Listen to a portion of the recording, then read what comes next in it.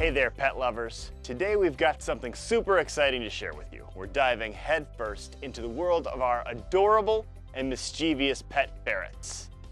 These little cuties have some unique quirks and behaviors that makes them oh so special. So we're going to talk about the ferret behavioral needs. So let's embark on this fascinating journey together. The first thing we want to talk about when it comes to ferrets is their chewing behaviors and their climbing behaviors. So ferrets have teeth that are constantly wanting to work, and so they're not like a rodent. They don't gnaw, they actually chew. We have to make sure that what we give the ferret access to is ferret chew appropriate. Many toys that are appropriate for puppies are actually a great choice for ferrets. If we think about a little Kong, you can actually fill the Kong with some of the Ferret Bandit treats that we talked about in our nutrition segment. And this would be a good thing. It also has a fairly durable, springy rubber texture, so that's great. And then you also have some harder Nylabones that are designed for puppies that would also be plenty fine and ferret appropriate. Now, to save your shoes and some of the items that are yours, if the ferret is going back to those items, we do have the Better Works chewing deterrent, which it's geared towards dogs and cats, but will actually work for ferrets. Now, to save your favorite pair of shoes or precious cables, we do also have chewing deterrent. So we always want to try to initially redirect to a positive thing, but if you have a ferret that just keeps going after your stuff, we do have the Better Works spray, which is geared towards dogs and cats, but actually will work on ferrets, and it would be the same process where if you see them nibbling on that thing, you've already offered other options, it went back to that thing it's not supposed to have, spritz in the mouth, spritz on the item, ferret will probably run away, and if they come back to it, it's not going to be something that they're going to want to go to because they can smell this thing that they've tasted, they know it tastes bad. So now, when it comes to climbing, these little acrobats love to show off their skills. So we talked about in the environmental video how ferrets should have multi-level cages that let them climb and jump and to play to their little heart's content. It's like a personal jungle gym just for them. But you then have to trick out your habitat with things that help foster this behavior. So these are two examples of items that you can put in your ferret habitat. They both kind of look like slinkies. So the crinkle tunnel is not very long. It would basically just be something for them to hang out in and kind of run through, and it's short. The super throughway goes up to 15 feet. You can literally have this go from an upper level to a lower level and back around. It's basically like a slinky that has some plastic material that links the whole thing together to make it a long, flexible tube. So that is a great thing to help foster the climbing. Also, a variety of hammocks would be ideal. Here are two examples of hammocks that are going to help encourage your ferret's climbing behavior. You've got the Octoplay, which is actually quite large, and they can go inside of it, they can climb on top of it, you can make it just horizontal like a hammock, you can kind of secure it at an angle so they can climb up it. So this is a great thing to help encourage that natural climbing behavior.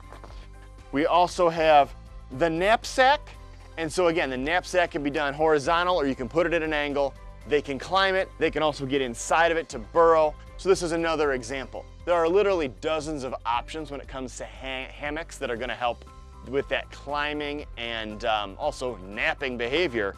So that's what you want to do to help kind of encourage those behaviors with your ferret. The next thing we need to talk about is burrowing and investigating. So ferrets are really curious, and a cozy little burrow where they can hide and explore to their heart's content is something to provide. So we've already looked at some of the hammocks that have a pocket where they can get in and burrow. The other thing that's really cool, pop and play. So it's a ball pit for your ferret. So this one comes with balls, but you can actually buy additional packages of balls. The other cool thing about this, it has holes on the side to where you can actually integrate the super throughway. This super throughway attached to the ball pit or multiple ball pits really helps to foster that burrowing behavior. Makes it very interesting for the ferret. Ferrets also like to swim. And so they have a ferret swimming pool that will allow for that. The other thing you can do is use it as a dry swimming pool put your ball pit balls in here. This is going to be solid, so there is not going to be any holes in the side. But multiple uses, dig box, bathtub, pool. This is a fun thing to help encourage some of these other behavioral needs for your ferret. The cozy sack is one other thing that helps facilitate that burrowing behavior. You can have it be so it's flat and the ferret has to figure out how to kind of get up and under. And sometimes you'll come to the ferret's habitat and you'll look for them and you won't even see them because they'll be fully up inside this little sack, just all curled up in there.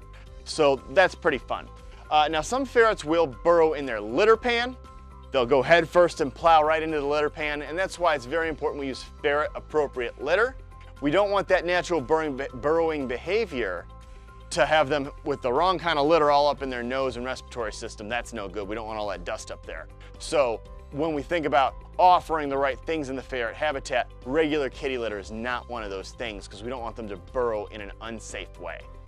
Playtime for ferrets involves the weasel war dance. So when you have a ferret that's revved up and wants to play, they will literally hop about and they'll kind of go back and forth and they'll look like they're really interested.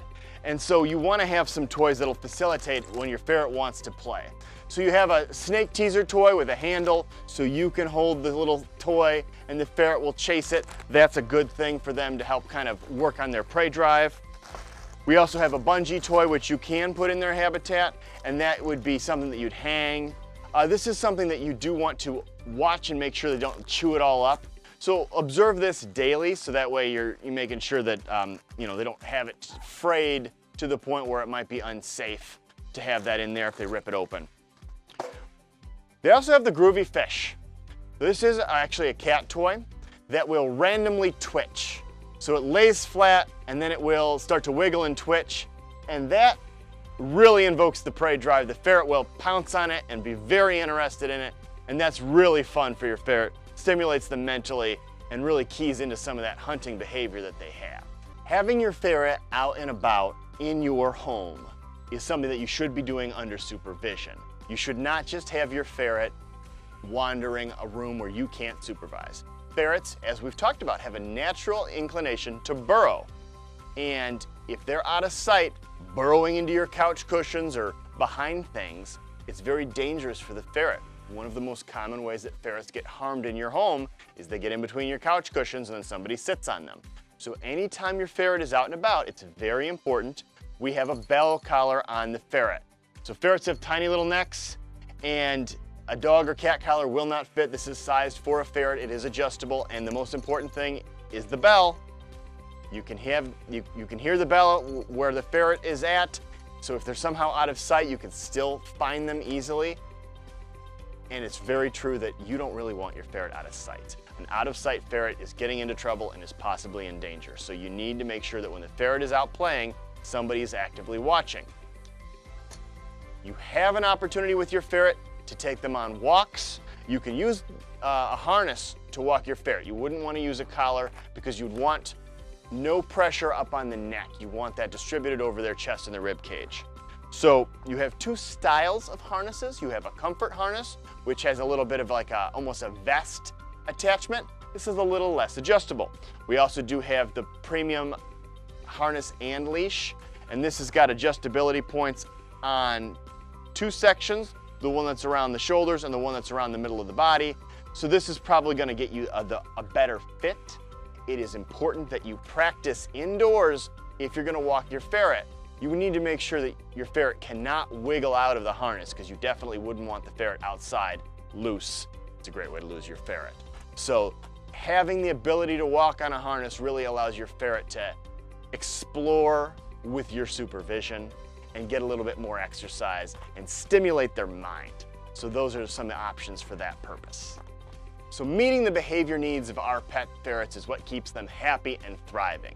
Remember, each ferret is as unique as it can be, so take time to understand what makes them tick. By providing the right toys, creating safe spaces, engaging in playtime, you're giving your ferret all the things it needs to have it over the moon with happiness and be mentally engaged. So that's it for this adventure related to ferret behavior. If you found this information helpful, don't forget to hit that like button and subscribe to our pet care community. If you have any questions, please call the store and ask for a pet counselor.